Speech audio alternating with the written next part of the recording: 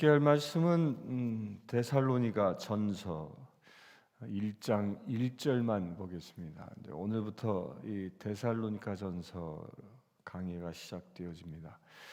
데살로니가 전서 1장 1절 펼쳐놓으시기 바랍니다. 오늘은 처음 데살로니가 전서를 시작하는 날이기에 데살로니가 전서의 이 개요에 대하여, 개론에 대하여 공부하기를 원합니다.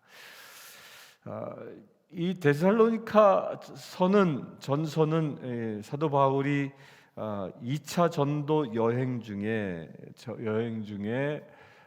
이 데살로니가 교회를 개척하게 되어지고, 그리고 고린도로 떠나서 고린도에 1년 반 동안 머물고 있으면서 데살로니가 교인들을 위하여 쓴 서신입니다. 이 데살로니가서는 우리가 읽기 전에 먼저 읽어야 할 부분은 사도행전 17장입니다. 사도행전 17장 1절부터 9절까지의 말씀 먼저 읽겠습니다. 그들이 아비볼라와 아볼로니아로 다녀가 데살로니가에 이르니 거기 유대인의 회당이 있는지라 바울이 자기의 관례대로 그들에게로 들어가서 새 안식일에 성경을 가르치고 강론하며 뜻을 풀어 그리스도가 해를 받고 죽은 자 가운데서 다시 살아나야 할 것을 증언하고 이르되 내가 너희에게 전하는 이 예수가 곧 그리스도라 하니 그 중에 어떤 사람 곧 경건한 헬라인의 큰 무리와 적지 않은 귀부인도 권함을 받고 바울과 실라를 따르나 그러나 유대인들은 시기하여 저자의 어떤 불량한 사람들을 데리고 때를 지어 성을 소동하게 하여 야손의 집에 침입하여 그들을 백성에게 끌어내려고 찾았으나 발견하지 못하매 야손은 및 형제들을 끌고 읍장들 앞에 가서 소리질러 이르되 천하를 어지럽게 하던 이 사람들이 여기에도 이름에 야손이 그들을 맞아 들였도다. 이 사람들이 다 가이사의 명을 거역하여 말하되 다른 임금 곧 예수라 하는 이가 있다 하더라 하니 무리와 읍장들이 이 말을 듣고 소동하여 야손과 그 나머지 사람들에게 보석금을 받고 놓아주니라. 이 17장 사도행전 17장은 데살로니가 교회가 개척되어지는 이야기를 담고 있습니다. 바울이 제2차 전도 여행 때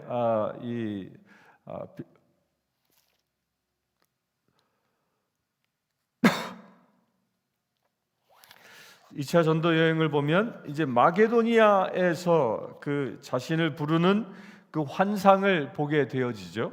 그 보게 되어지자 그는 이제 드로아에서 이 빌립보로 넘어갑니다. 그래야 빌립보의 교회를 세우고 그리고 이제 갔던 곳이 데살로니가입니다. 아볼로니아를 지나서 데살로니가에 머물게 됩니다. 그래서 데살로니가에 가서 제일 먼저 무엇합니까? 회당에 여기 새 안식일이라고 얘기했는데 3주 동안 그 회당에 가서 안식일 날마다 가서 말씀을 가르쳤던 것입니다. 그런데 이 데살로니가 지역의 이 회당에는 유대인뿐만 아니라 이 헬라인들도 상당수가 참여했었던 모양입니다. 그래서 그 자리에 경건한 헬라인의 큰 무리가 있었다. 그리고 적지 않은 귀부인들도 있었다라고 4절에 기록하고 있는데 이들이 이제 데살로니가 교회가 되어지는 겁니다. 이 말씀을 잘 보면 데살로니가 교회를 사도 바울이 3주간 회당에서 가르쳐서 거기서 이제 갈라져 나온 이방인들, 이 헬라인들을 중심으로 야손의 집에 모여 교회가 시작되어졌습니다. 그런데 문제는 뭐였습니까? 그동안 회당에 있었던 유대인들이 이 바울이 전한 복음에 대하여 반기를 들었던 것입니다. 특별히 그것은 유대인들 그 회당에 모였던 사람들이 그들이 별도로 떨어져 나와 야손의 집에 모이다 보니까 아마도 시기 질투가 있었던 것이고 또한 본국으로부터 전해왔던 바울에 대한 소식을 들었을 것입니다. 그리하여 이제 바울을 찾아서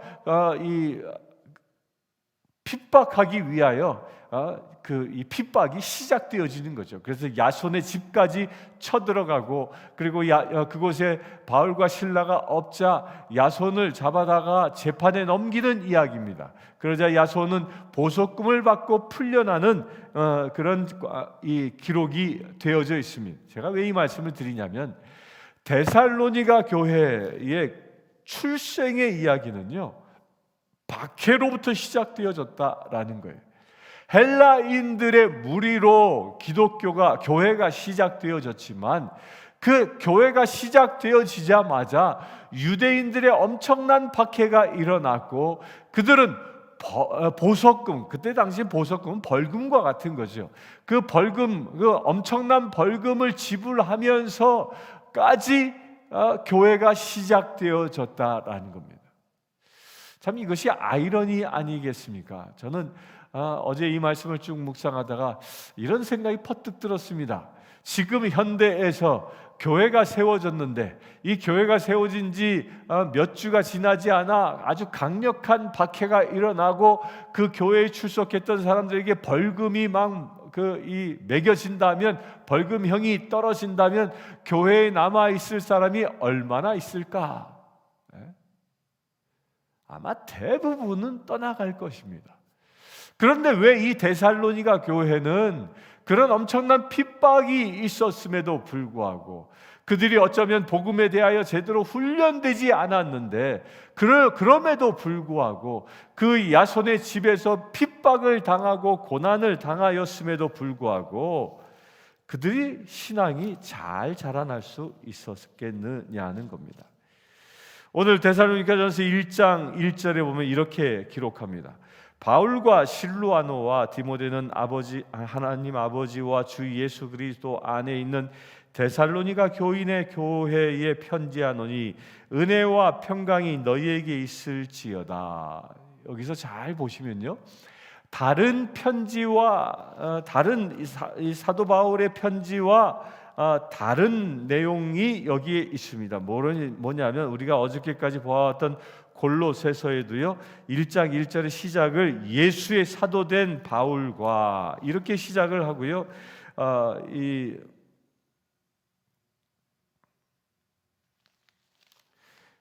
에베소도 그렇게 다 시작합니다. 그럼에도 불구하고 왜 이 데살로니가는 그리스도의 사도된 나 바울, 이렇게 사도를 강조하지 않았습니까? 그 이야기는요, 강조하지 않아도, 자기가 사도라고 이야기하지 않아도 이미 데살로니가 그 교인들은 바울을 사도로 그들이 모두 인정하고 있었기 때문입니다. 그렇다면 어떻게 그 짧은 기간, 성경에는 정확히 데살로니가를 전도했던, 그래야 박해가 시작되어져 야손의 집에서 시작되어져 바울과 그 일행들이 도망쳐 나왔던, 그래야 도망쳐서 고린도까지 그냥 도망쳐 왔던 그 시기가, 그 기간이 언제인지 모릅니다. 그러나 대략 문맥을 살펴보면 한두 달 되지 않는 짧은 기간이에요. 그 짧은 기간 동안에 일어났던 소동이었던 겁니다.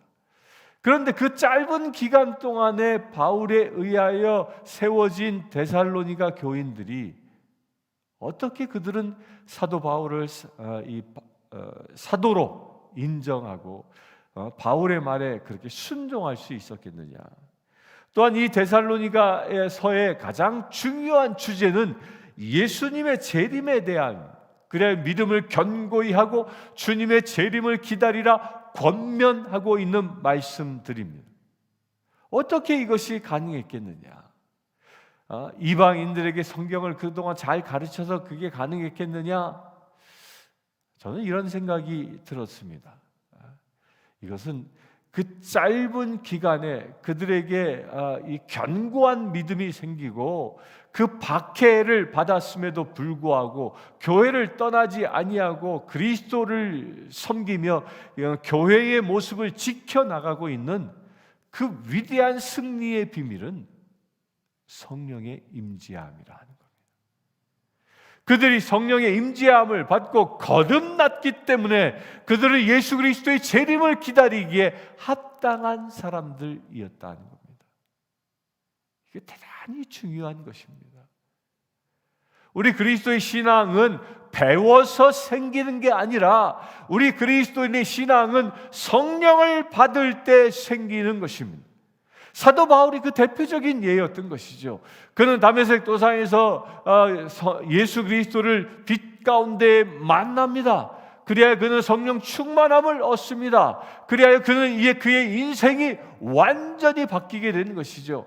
기독교를 박해했던 그가 이제는 기독교의 그리스도의 복음을 최전방에서 전하는 전도자의 사명으로, 전도자로 인생이 변하는 일이 일어난 것이죠.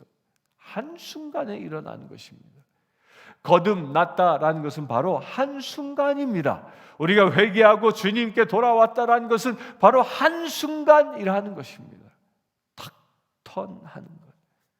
우리가 세상을 향하여 죽음을 향하여 갔던 나의 발걸음을 이제 영생을 향하여 턴하는 것.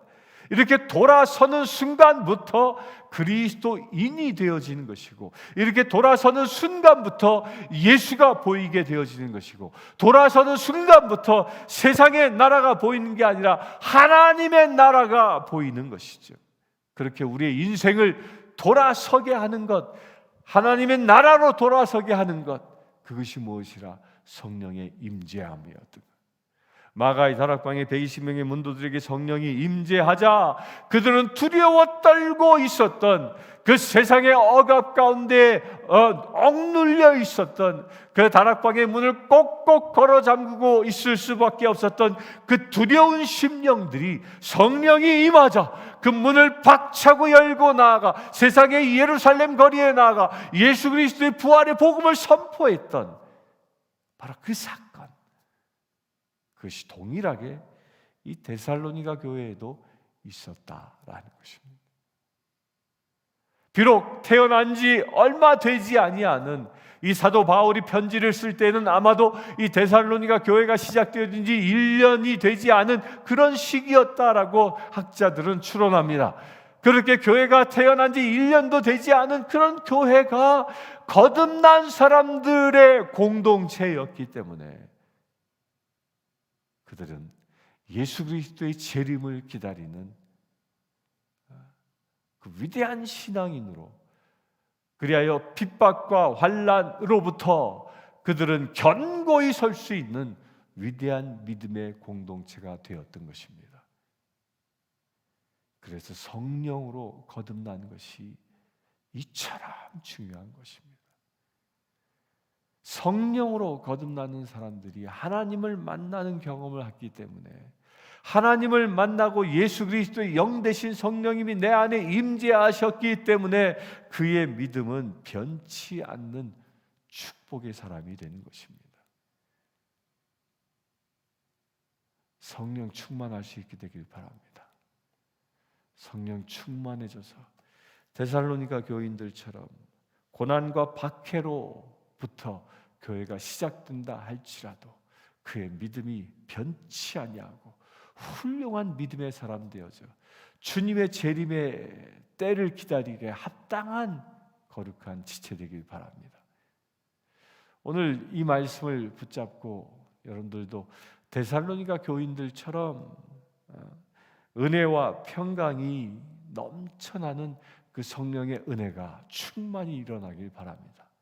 지금 밖에는 비가 내리고 있습니다. 저도 운전하고 오면서 성령의 비여 임하여 주시옵소서. 세상에 지금 내리고 있는 이 빗줄기가, 지금 예배하고 있는 여러분들 모든 지체들이 있는 그곳에 성령의 비가 되어 임하게 해달라고 기도합니다. 또한 그 비가 여러분들의 심령도 적셔서 성령의 비가 생명수로 여러분들에게 임하는 거룩한 날 되기를 기도합니다. 함께 기도하겠습니다.